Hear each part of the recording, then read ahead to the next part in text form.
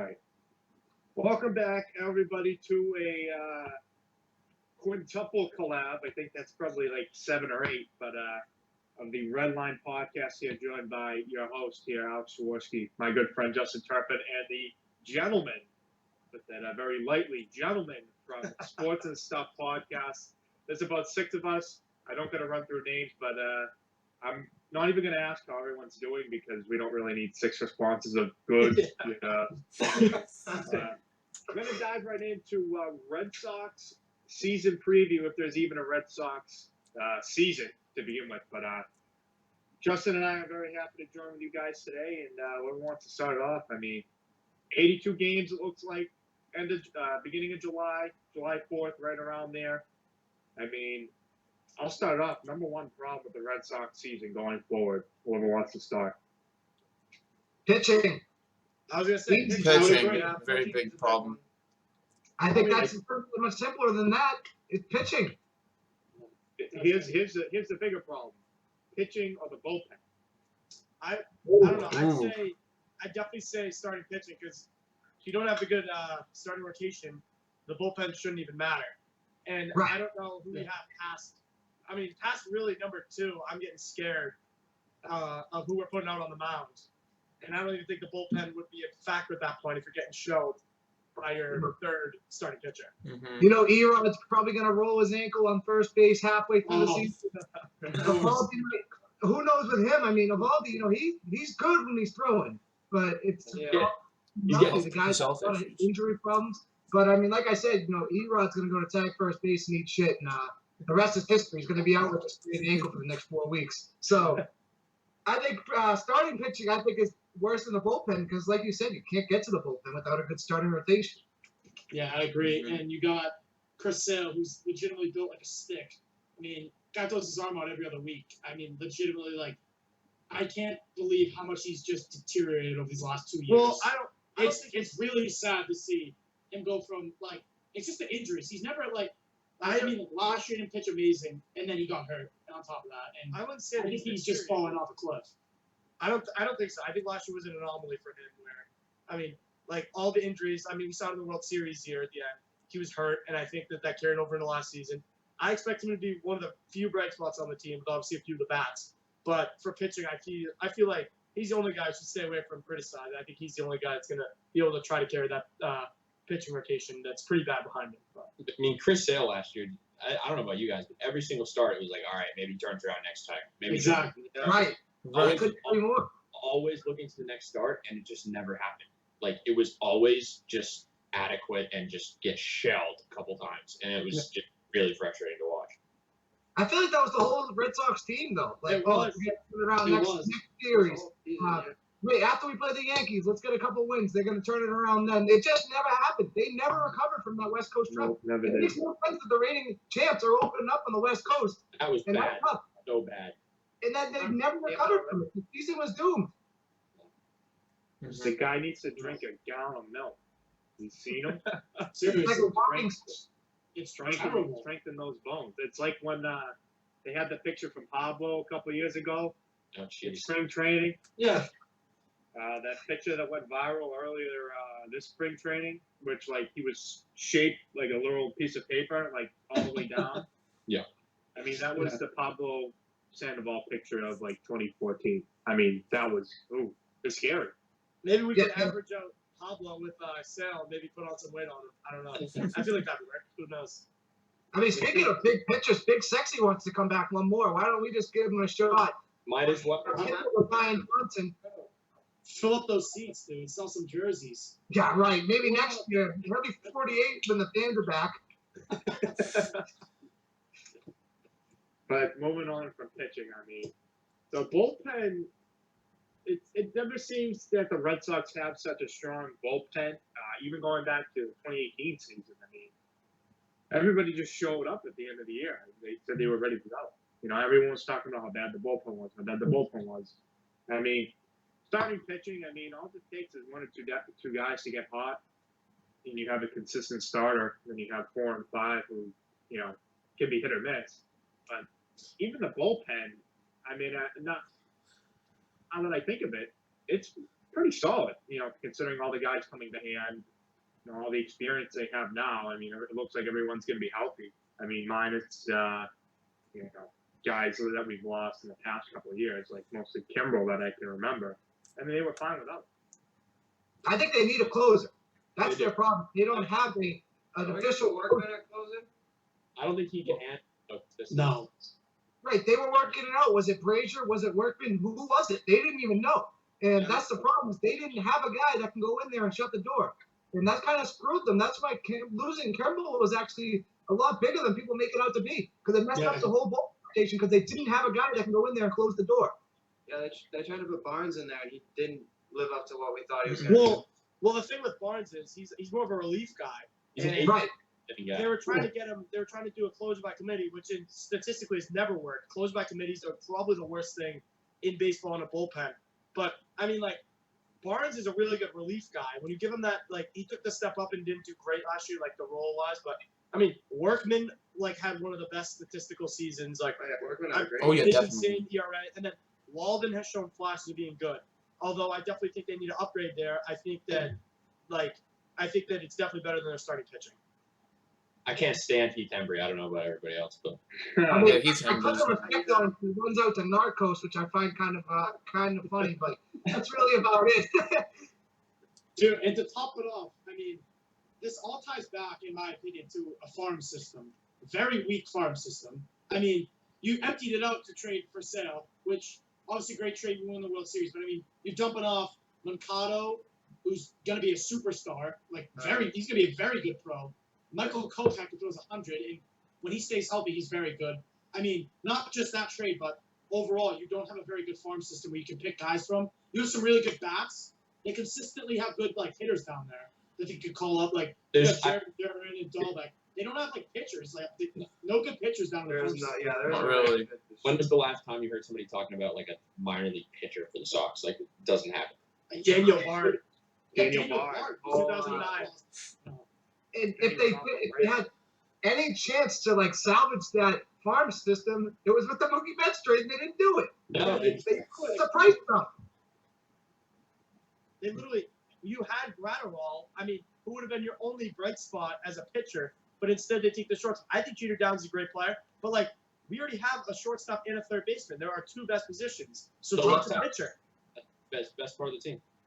I think if Jackie Bradley or one of the outfielders like Benintendi, there was rumors that he'd be traded. Maybe they would have to move Martinez to the outfield.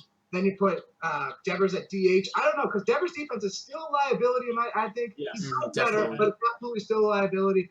So maybe they were just preparing, all right, this isn't it. We're not done trading here. Maybe we get rid of one of our outfielders. But then again, they get Pilar. So what are they really doing?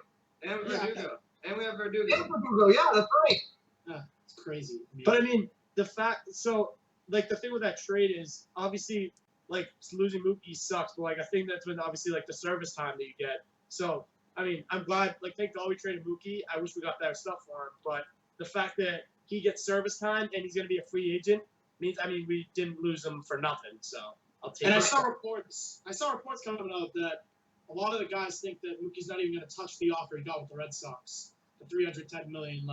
A lot of GMs don't think he's even going to touch that offer, which I don't know why. I can't see a team not paying him that much. I don't know. I don't know what you guys think about that. And you know what? Here's the thing that bothers me most about him is he didn't even have a spectacular season last year. He didn't have a bad one, but he didn't have a ridiculous one let me go hand him all this money. Yeah, he didn't. His playoff throw him the bag. Yeah, his postseason's not that good. His postseason He's not that good in the postseason. He has the only home run that he had was a meaningless one in the last game of the World Series. They were up 4-1. Right. Right. Yeah. But then again, if you're battling postseason success over everything, then we would have given Steve Pierce $100 million. He was the best guy. I get that he had a better playoffs, but we gave it to Evaldi. We gave it to Evaldi. Yeah, we did give it to him. Yeah, they did. We gave it to the pitcher. Am I the only one that was against the Evaldi sign when they did that? I was totally against that. 4 years, really? $67 million for this guy. I mean, he's a 3 or a 2 at best. Oh, he's not not a 3. No, he won't be a 2. You don't be a 2. You think he'll be a 4? Very weak staff. He might be number 2. Very weak staff. No, my thing with him is it's injuries. I mean, the guy's had top run, what, 2 starts already? Like, Yeah. I wouldn't take my chance with that. Like, giving that much money to that guy, yes, he like had a great World Series, great postseason. Like, yeah, it might have been a respect thing. Like, hey, you did this for us. Let us I don't get it. Like, that just kind of screwed them, and maybe that kind of screwed them with Mookie a little bit. Maybe they could have gotten Mookie to stay. Granted, if they gave him that money, I probably would have been pretty upset. Yeah, I would have been upset. For one player, giving him that much of your salary, it's worked out. Shown before, like, I mean, we're not the Yankees where we're just throwing everyone that contract. Because if we were the Yankees, we would have had like all of our guys. But I mean, I don't want to see us giving Mookie $310 million if I don't think that that's like nearly his value at all. Because baseball has the worst contracts with guys down the road. Once they get that mega deal, it always like comes to like hurt the team later down the line. Prince Fielder is going to be the highest paid MLB player this year. No He's way. going to make $24 million because everyone else is going to pay. So it's funny. He made out great on that deal. And if we gave Mookie that deal, there's contracts for players that we would need to sign in the future that we're going to lose. Like, we would not have the money to sign guys in the future if we gave Mookie that money. Like Devers. Yeah, Exactly. Yeah. And If you know what, like, I love the Bogarts deal. Like, why can't we have more guys like that?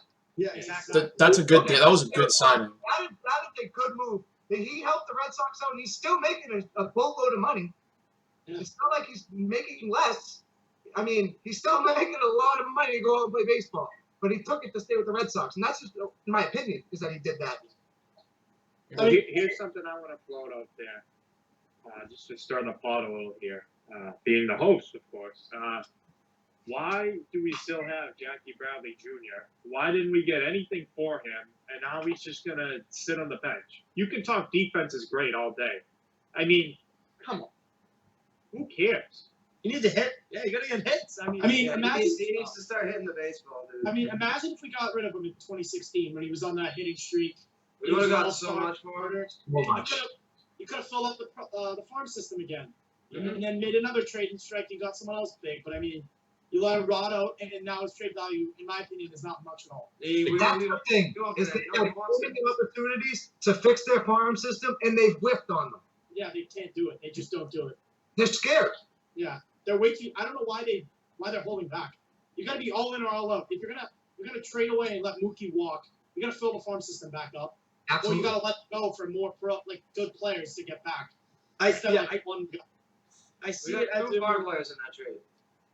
I see it as like we're in like a point where like the thing is like if you're like a baseball team, why would you settle for like a team that's going to be mediocre?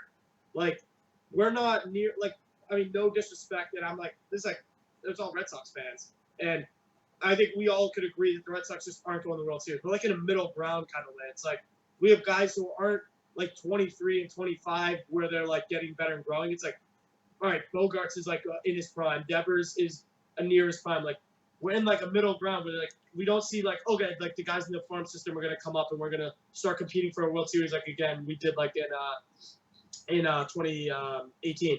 Like we're in like a middle ground. It's like there's no point being here. You gotta like even if you trade some guys who are really good, like you have to have a direction. Like I don't see a direction with the team right now, and it's scary and it's weird because we're in Boston where that usually isn't the case. Mm-hmm. And I don't know, just my opinion here, but I think all of the MLB is getting better, except the Red Sox.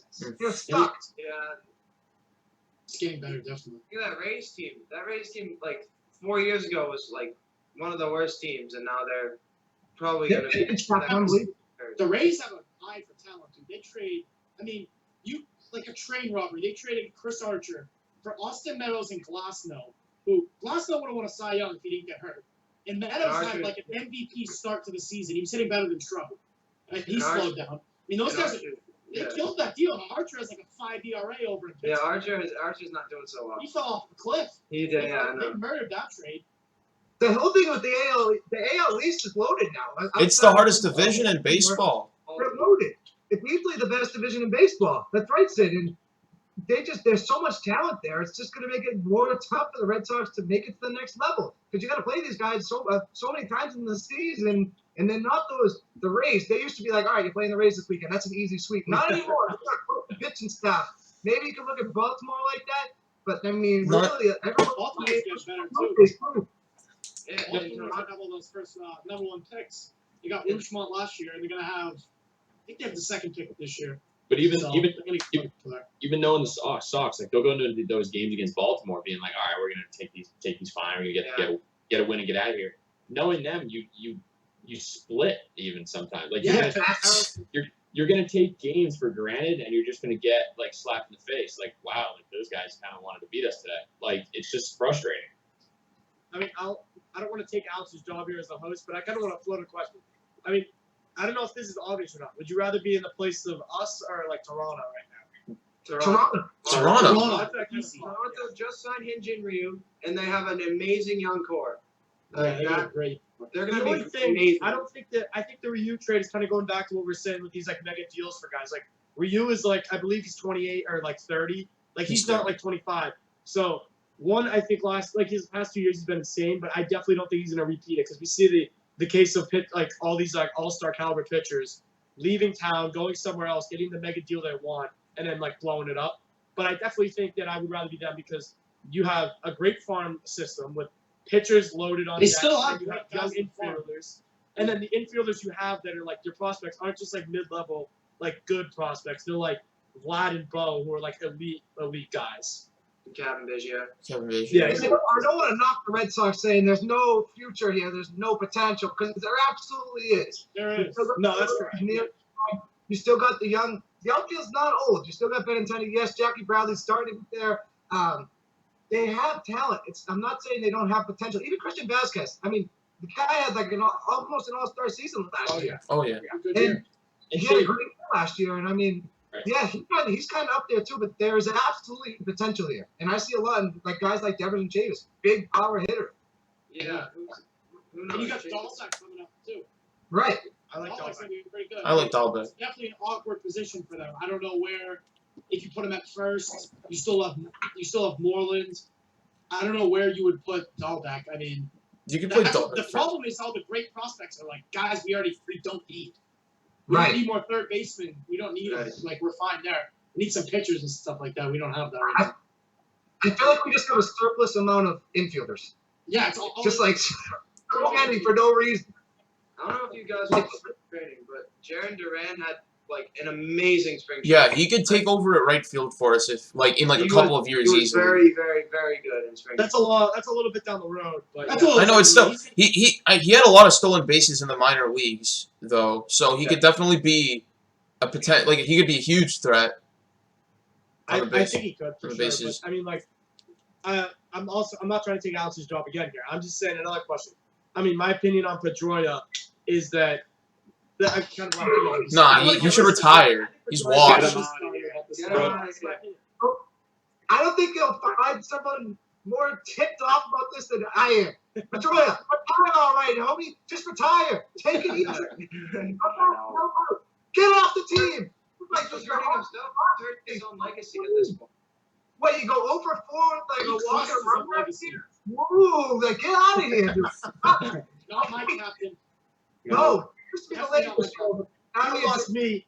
I lost him. I used to be the biggest fan of him growing up. And then the Machado incident, where he literally was a coward, wouldn't stand for his teammates, instead tried to be like, oh no, that wasn't me, that was them. Like, that was the softest display of sportsmanship I've ever seen. How could you not stand up for your teammates? This guy literally hurt you and ultimately has ended your career because you've never been the same player since. And you're literally you're going soft on this guy that Red Sox fans have hated. And he went to Machado also went when he went to LA. I mean, Red Sox fans hated him, and Pedroia still wouldn't like do that. It created a rift in the locker room, and I don't think Pedroia's reputation will ever recover from that. I feel like So, hold on. Before we get off topic, I think Pedroia, I think it's a topic we can get on a little later. From this point, I want to bring up is I want to focus more towards this year. Might have got off a little bit of the rails there. Yeah, I apologize for that. May or may not be, but I want to look this season. Cover pitching, cover the bullpen, cover the starting lineup. I mean, I don't think hitting is a big problem. I think a big void is lost with Mookie Betts gone. But is this lineup that far away? And we have, like you guys said, we have plenty of infielders. We have plenty of infielders that can swing the bat. Is this lineup still out? I think someone mentioned earlier. I think we have an outside chance of the World Series. I mean, if you look at the Nationals, I'd be picked them to win the World Series. I mean, come on, they lost Harper. I mean, one of their best players that year. They were going to win a championship. Sure enough, they do. I mean, so it gives the Red Sox more of an opportunity or more of an outside shot to win the World Series. I don't think they will. The opportunity's there. But for their lineup, losing Betts, I mean, 30 home runs, 120 RBIs is one thing, but can they still put it together? Is their lineup there for the Absolutely. season? Yeah, I definitely. I think so. Offensively, their lineup is really, really good. You need guys to step up though. Other guys that have been mediocre, guys that have been just okay, need to kind of take that next step and be like, all right, I'm going to establish myself. Guys like Benintendi, Jackie Bradley, Pilar, these guys got to hit the ball. They have like, to. Chavis got to lay off the high ball. If Chavis can play like he did at the beginning last year when he first started playing, look out because he's going to be good. He just needs to lay off. He needs to get that exactly. He's a Boston guy. I guess I was the one mostly saying, oh, they don't have a shot at the World Series. Offensively, I definitely do think they do, but there's definitely some holes. I mean, at first base, like Moreland, I don't see him being a huge contributor, but I feel like he could be a good he's like obviously a good clubhouse guy. Could pass the reins on. Good fielder. Just like the second base situation's a little weird. I don't know if Peraza is going to take that or Chavis. Chavis is going to take over. I mean, if Chavis is there, then I'm pretty comfortable with that. But, I mean, we definitely do still have our power guy with JD there. And then I think Chavis needs to step up. Benintendi really needs to hit, better than he did last year. Oh, yeah, he had a bad year to play last year. Yeah. No, he's a very good player and a great fielder, but I believe he hit under 20 homers, and he's hitting 16 and 18 for the most part. But I mean, we also need him to step up for us. I don't like that we lost Brock Holt. I think he was a really good utility guy coming up the first game. Right. But offensively, I think we're fine. I feel like Chavis could fill that Brock Holt void. I feel like Chavis could be a utility guy. Mm-hmm. He could. He put around a little bit last year. He played first pretty well. Oh, his first base defense was good. So say Moreland starts to struggle at the plate a little bit. Yeah, he's a great fielder, but I mean, put Chavis there. He didn't play bad last year, like you said. He played well. Another guy I have a lot of faith in that I know hasn't been doing well, Sue Lin. Lin. He's a Pawtucket guy. Come on, Darren. I know, yeah. When we first had him on the Sox, he had a really good start, and then he just fell off. So real quick, a funny story with Tuesday Lin. This is 2 years ago. I was on the where the players come out, and I see one of them come out with the back pedal with his hood on, trying to go all stealth mode. And I see him walking towards the train with his girlfriend. I'm following. I'm going to the train too. And I kind of passed him, and I look back, it's 2C Lid. I was like, hey, we did a picture. He didn't know what I was saying. His girlfriend had to tell him what I was saying. He was a cool dude. But, yeah, just a funny story with 2C Lid. So I'm always hoping for the best for him. I was at that, they had the doubleheader against the Tigers in April last year, and he had that double, the RBI double. I was going crazy, and Ben was like, let's go, my boy, 2C. So, 2C. 2C. I got a question for you guys. I got a question. The $10 million question. Will Rusney Castillo ever go back up to the Red Sox? No. Nope, not a chance. He made his debut a couple of years ago. He came up. I don't know what happened. I can't remember exactly. But, I mean, they're basically paying this guy to be a AAA All-Star every single year. They're giving him about $10 million. The pride of Pawtucket. Oh, yeah. Dude. Can't complain about that. I mean, that's a rock in the AAA. I mean, your farm system's not good. Here, he'll fix it. He's the glue that holds it together. Why a dumpster if he wasn't here? The Paw Sox wouldn't win a game. He's a very good AAA player. I do have Yeah, to that's say, how he'll have to be. he's very good at AAA. Too bad he's getting paid MLB money. Yeah. Can we dump him already? Him and Pedroia, just leave? Yeah. Seriously, why are they keeping him around? I really don't get it. Because they can't get rid of him. Well, They can't get rid of I don't him. know. Well, with the hit from waiving this guy deal or something? I don't know. Oh, dude, they paid him when he was 16. They must get whacked if they try to release him. Yeah, They paid for his trip over here. They're not letting him go. They got nowhere to go. He's got nowhere to go. Who's going to take him now? He's been a AAA All-Star. Who's going to take that contract? Nobody's going to take it. That's true. Nobody's going to. Oh, this guy's like he's going to make an immediate impact. I mean, he's had his chances, never done it. I mean, yeah, he's going to keep tearing up in AAA, but nobody's going to take him. Nobody's going to say like, oh, he's a AAA All-Star. Give me him for that amount of money. No way. No. Especially with Pilar and Verdugo now. I mean, there's no way he gets up to the big. I mean, we have what? We have too many outfielders. 1, 2, 3. We have 4. We have basically 5 outfielders, including JD. Yeah. Yeah, like I was saying earlier, we have like a good amount of outfielders, and you reminded me, I completely forgot about Verdugo, who I think has potential. Definitely, yeah. If he comes back from his injury, They said he's healthy. Yeah, no, he's at full health now. He's a young guy. I think he'll be fine. yeah. Especially that the season doesn't start till July. Yeah, he's gonna. What will they do with the outfield? I mean, I think JD, he's not playing the outfield. He's going to stay at DH, obviously. I mean, what are you going to do? You're going to have Bradley, Pilar, Verdugo, Benintendi. Like, you're going to have all these guys. You're going to have to fit one. That's why It's going to be kind of no. Listen, it's going to be Benintendi in left because he knows how to play the monster. Yes. Bradley's in center because he knows how to play center field, and Verdugo's in right. Pilar will swap in for Bradley against left-handers, I think, probably. Yeah, definitely. JJ is a lefty, so. It gives you that versatility because they're both obviously bad. One bat's lefty, one bat's right. It's just like one of the biggest what ifs in like Red Sox history is Jackie Bradley. Like, what if he could hit the ball? Oh my god. Oh, he would be insane. He'd be one of the greatest outfielders. Cooperstown. Yeah, He'd be in Cooperstown, 100%. Look at just pure defense. He's probably the best in the league. Pure Oh, yeah, defensively. definitely. Output, I don't think it's even arguable. I think he is locked in, best in the league, pure defensively. Say this guy hits like around 300, he'd be in Cooperstown. Like, Oh, definitely. I mean, it's just like a what if. Like, what if this dude just can put it all together? Like, what if that 25-game hit streak, whatever it was, what if he was able to hit? I'm not saying he's going to go on a 180-game win hitting streak, whatever it may be, but what if he was able to hit the ball like that? Like, what if he even hovered around like 300? He'd be in Cooperstown. Oh, yeah.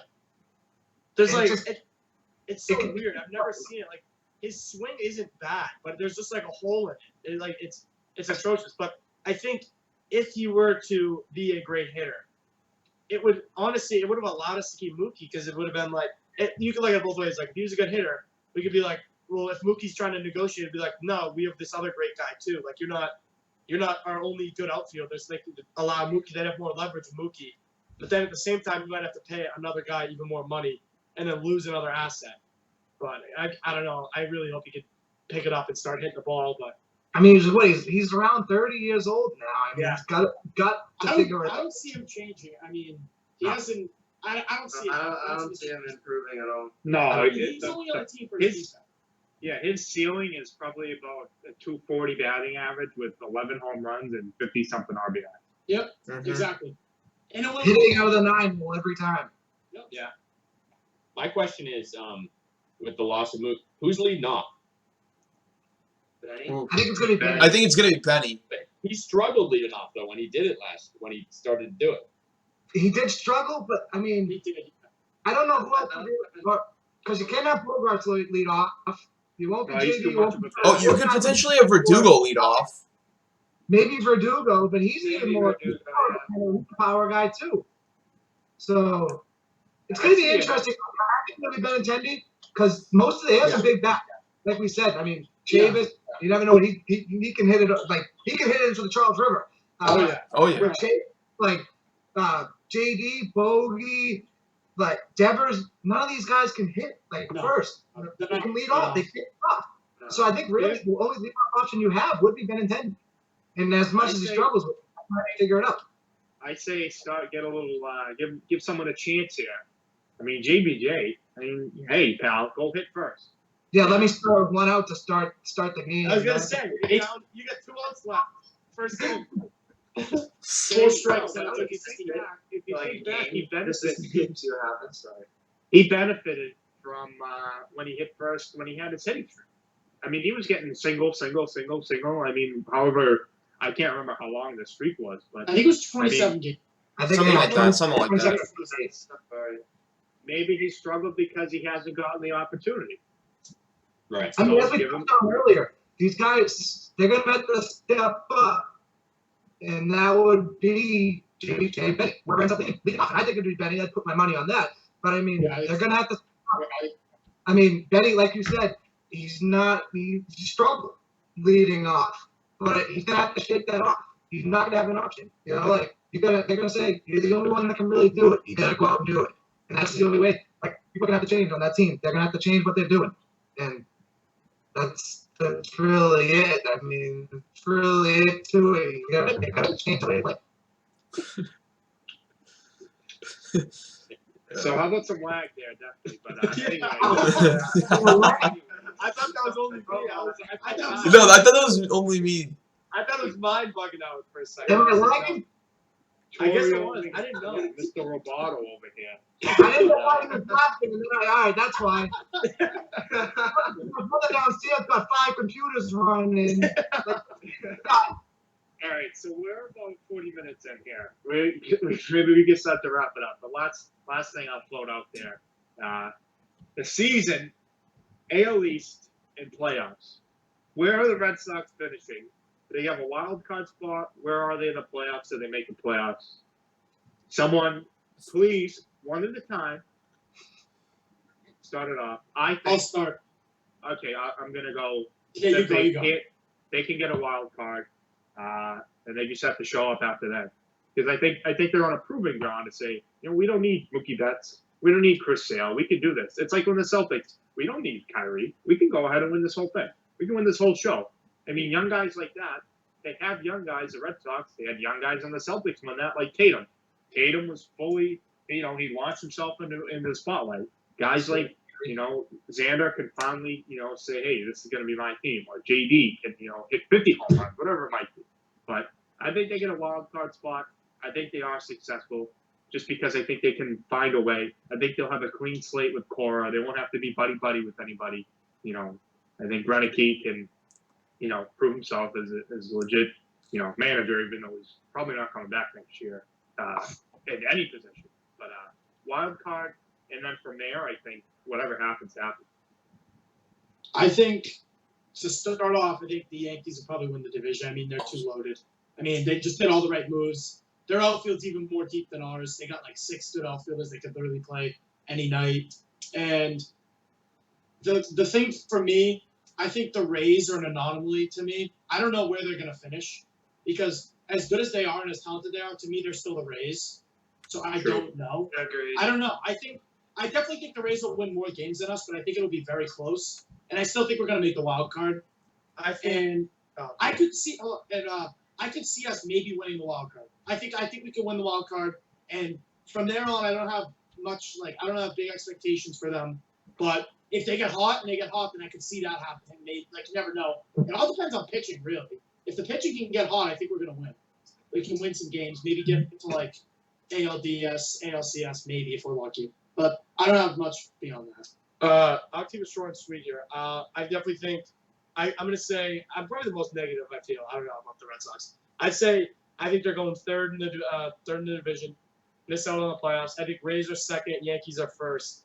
I don't know. I just don't see it this year. I think we're gonna have a tough year. I'm gonna completely agree with Aiden here, word for word. James, you had me until you said they squeeze into the wild card. I think the Yankees are 1, Rays are 2, Red Sox, Blue Jays, Orioles. I think that's the AL East. Agreed. And like Aiden said, I mean, that pitching they got, the AL East, they've got some good pitchers. And they also got some good hitters. So they're gonna miss out on the wild card this year. Who knows what the new manager's even capable of? So I'm gonna keep it in here. I'm gonna completely agree. I don't think they make the wild card. I think it's good. I think we'll be third, but I think it's gonna be close. I think the Blue Jays might give us a run, but I think we'll beat them by Blue Jays. by 4 or 5. But you meant the other way around. We think the Blue Jays are a threat. No. I think the Blue Jays are possible in Red Sox.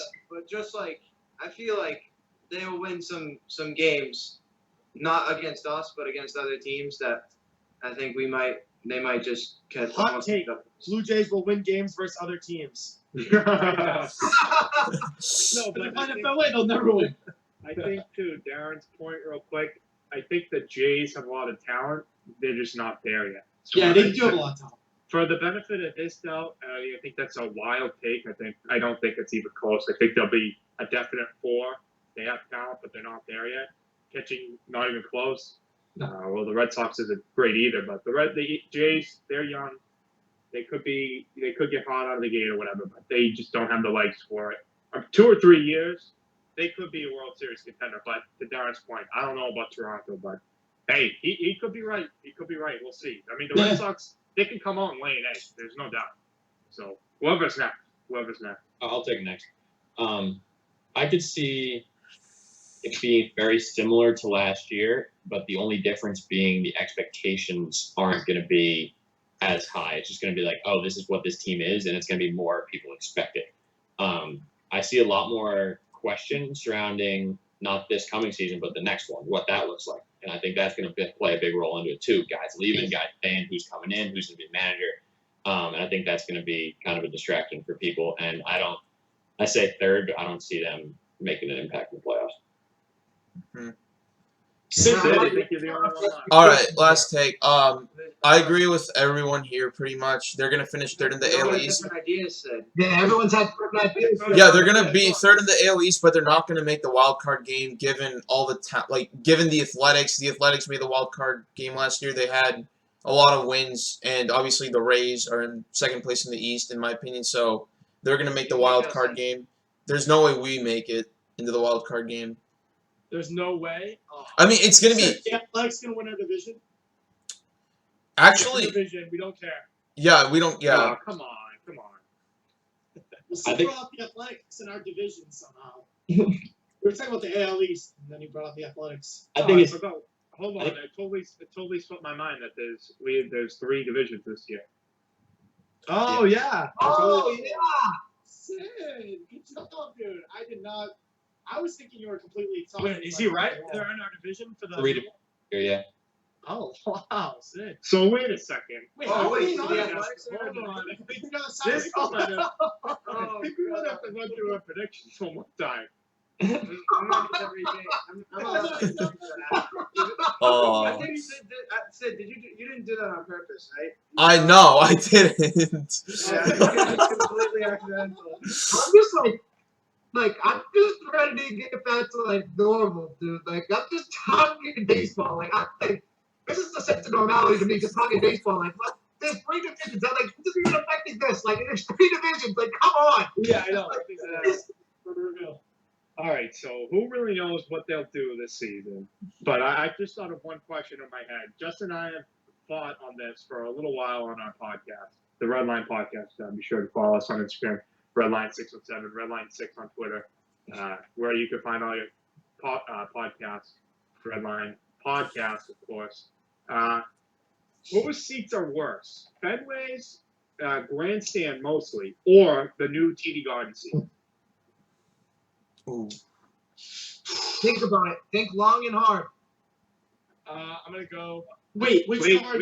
Where in the garden? Where in the garden? Yeah, where? Let's preface it. Balcony seats in the Garden, the new ones, or the old, rusty, hard, small wooden seats. I think we in the know Red which one Sox Alex grandstand. is going for. Wait, the worst ones or the better ones? The worst ones. Which is worse? Okay, I'll start off. I think the Red Sox the grandstand seats are horrible.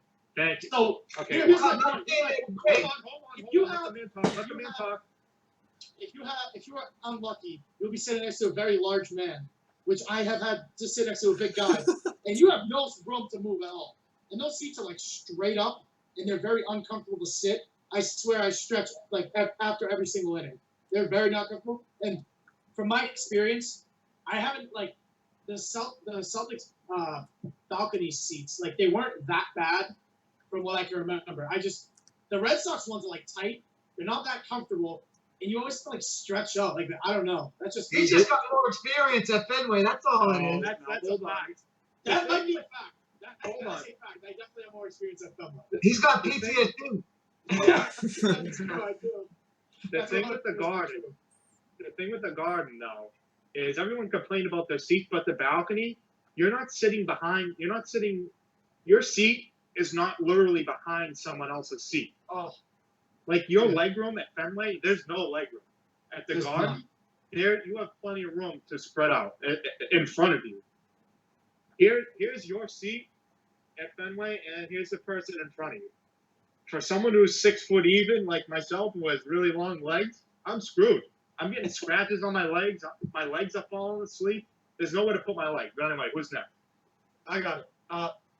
So I don't know. I don't like neither are great, but I don't know. I'll say that I'd say Red Sox probably worse. Thank you. I don't know. I just don't. They're so tight, and half the times I don't even have the seat, so I'm just kind of sitting there and angst. Like, when are the guys gonna come and be like, "Oh, these are your seats"? It's always mean there. They're always wicked mean there. So PTSD. yeah, and it's true. It is PTSD to a degree, but the seats are always sometimes they're rained on, which obviously you're in the garden that you don't have to worry about that. And then number two, like every single time, I don't know. It's definitely PTSD because I've been to Fenway. We're excluding natural elements here, though. Yeah, no, okay. Seat by seat, seat by seat, I'm still going Red Sox. I don't know. Okay, but you go. Let me bring up another point. You go to TD Garden. You're sitting in a little seat. You're sitting in a little seat. Granted, it has a pad on it. Yeah. Probably don't have a cup holder. I mean, the family doesn't either. But you have the padding on it. They're not sitting up. You're not sitting upright. You're at a little decline, so you have a little room there. Fenway, you can go, and a board of your seat could be like out of place. So instead of sitting straight or straight back, you could be sitting at an angle. You could have one wooden plank coming up and touching your back, and you can have the other one that could not even be there. Has that happened to you? It sounds like it's happened before. The seat is like this large. Like those seats are wooden planks. It's not a chair. You're not sitting in a chair. No, it's a wooden plank. That's true. They're all out of place. They're 100 years old, mind you. The only reason why they look new is because they put a fresh coat of paint. Yeah, that's true. That's literally it. And if I'm proving anyone's point, I'm sorry, but it's the truth. Well, I mean, Darren's literally has season tickets in Grandstand. Am I right, Darren? No, it's Loge. It was Loge? Oh, that was Yeah. Grandstand. My bad. All right, Darren, what do you think? Yeah, those grandstand seats are. Yeah, no, I would rather stand. I would rather stand. Yeah, it's all PTSD. It's all I'm getting PTSD. to the Insta story. This is going to the Insta story. We're not getting anyone here. They're all full of PTSD. That's facts. Sid, I don't even think Sid has to answer. I think this. so. Yeah, Sid's no brainer. Sid, I'd make the argument for the other side. I'd make the argument. Let's go. Let me hear. Why? I would say if you're at Fenway, there's no bad seat. I mean, you're close. You're getting a good view. At Fenway. Whoa. There's a few bad seats. Rewind. Hold on.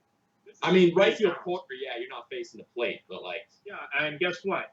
You get seat 1 or 28. You're sitting behind a big green pole. Okay. Yep. Where else? Those are worse. Yeah. Those are horrible. Okay. 2020. You're sitting right behind a pole. WrestleMania sign. Oh yeah, that's The customer server. That don't count in a Celtics game. There's nothing funny about a Celtics or Bruins game. Exactly. You cannot say that there's no bad seat in Fenway because there is. Right? No, I got tickets right behind the pole. Like, literally, I'm like, oh, great. Sitting low, like, literally there. And you get there, and you sit down, and, like, half your thing is blocked by a green pole. Grandstand row 2. And then don't even get me started on the Nets. Don't even get me started on the Nets. Soon it's going to be capsizing the whole field. That was terrible. They're already doing that. I'm pretty sure that's what the rule's going to be. Terrible. I mean, obviously basketball doesn't have that problem. You know, you don't have a basketball going 100 miles into the crowd off someone's head. Which baseball, that's a real possibility. I mean, it happened at Fenway a couple times, and that's horrible. Like people are almost past. It's like, well, that makes sense. Like if we're excluding the pole, like the foundation of the damn stadium and the net, we're talking just the space with the seats. The TD Garden seats are way worse. Well, I think, and I hope his name's Jake here, who we've never met. Didn't get a fair shake here. Jake or Jack. It's either Jack. one. I think it's Jack. Jake. Yeah. You're I good. was close. That's close. You're But, my good friend Jack now didn't get a fair shake. He wants to explain why TD Garden's secret. Yeah, here we go. I just think that, I mean, Fenway, you may have a bad seat, but at distance from the playing field, I think you're much closer at Fenway. So Garden, you're much more removed. I feel like nosebleeds are a little bit tougher. So I think distance from the action is going to be my argument there. It's fair. That's true. Okay. That's fair. I've sat in a pretty far seat, so TD Garden. It's like you gotta you should use some binoculars to look down. One D-Wade playoff games in Boston. All excited. Martin Luther King Day. I'm all excited. Oh, I'm gonna go see D-Wade. I'm gonna be able to see him. I get there. I didn't look at the row number. I get there. I look at the row number. I was like, all right. I was like, I forget what the row was. But it was in the balcony. I was like, I don't have to be able to see him. I keep going. Pretty soon enough, I'm at the damn roof, like touching the wall. Like I see the balcony painting behind me. It says 301 behind me in big yellow numbers. I'm like, are you kidding me? Like, this sucks. Like, man, I just wanted to go home. But okay, here's another argument I want to bring up. You are so far away, but you could see everything. Fenway, good luck seeing if you're sitting row 50 bleachers. You're seeing the outfield, and that's it. You don't know if it's a ball or a strike. You can see the puck go in the net. You can see the ball go in the hoop. Mm-hmm. Hang on, allow me to mention, this is the same guy that yesterday couldn't see the bottom of the water. So let's not count this. That is your personal problem. If we're talking, I mean, yes, Fenway, you get blocked with some of the action. I mean, if you're even like dead center in the bleachers, a fly ball coming against the wall in the center field, like, yeah, I missed out on some crazy Jackie Bradley catches. I go there and I can't even see him. I just hear everyone erupt and I turn around because they got that little like cheesy sideways. There's one on the first baseline. They got this like cheesy one that's like it's pretty. It's like this long. It's this big. It's like cheesy. So look, I can't see off that. So I turn all the way around in my chair. Look, people devouring hot dogs behind me. I just want to see if he caught the damn ball or not.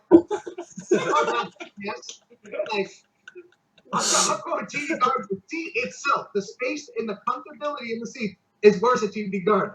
A thing I'll say about Fenway, I'm actually, as we argue about this more, I'm leaning a little more towards TD Garden.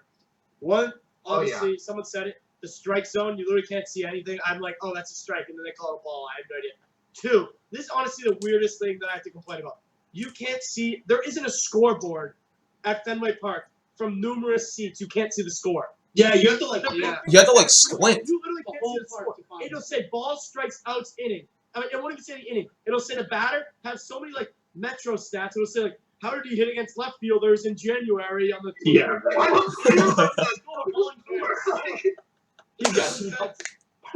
Yeah, you look over at the monster, put your reading glasses on. Ooh, what's that thing out there? Just a swing score. You know what? I've never recalled having to be like, oh, what's the score at TD Garden? No, I just look up. Very convenient. It's right there, yeah. We're talking about the comfortability of the seat. And I'm still going, but TD Garden is worse. I think I never go in the wooden seats. We'll definitely have to get some social media interaction. I think we may have overstayed our welcome. We're definitely at an hour or something here. I should never brought up that question. No, we should have just. No, we're good. We're under an hour. You're good. Seriously, I think we could have went an hour. I think we could have went an hour. Sid, it's nice to hear your voice. I haven't said anything about this. Welcome to the podcast, Sid. Thank you. Appreciate it. Much obliged.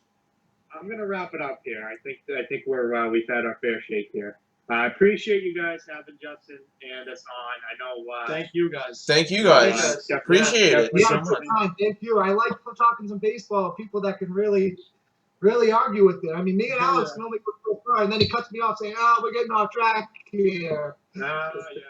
We have our own show. I dominated you in multiple arguments, such as the 2015 or 2016 Carolina Panthers. The 2015-2016 Panthers were pretenders, yes or no? Pretenders, yes. Yes. Soft uniforms. They had soft uniforms, soft team. Soft. I'll give Okay, you gotta give Cam Newton credit though. Look at the receiving core he had. I can't name like Kelvin Benjamin ate himself out of the league. You got He was like sick. DJ Brett Moore, Wilson was sick. Devin Funchess. Like, you kidding me? You gotta They be were- fair. they were a Alright. track team. They were a track Alright. team. Thank you. Anyway, guys, appreciate you having us on. Appreciate that we could finally get a good time to talk. Appreciate it. Be Thank you. sure to follow the Redline Podcast on Instagram, Redline Sports 617. Follow us on Twitter, Redline Sports 6. We're available on everywhere you can listen to a podcast. That's a major network, Redline Podcast, and we'll have one representative from the Sports and Stuff podcast plug their info.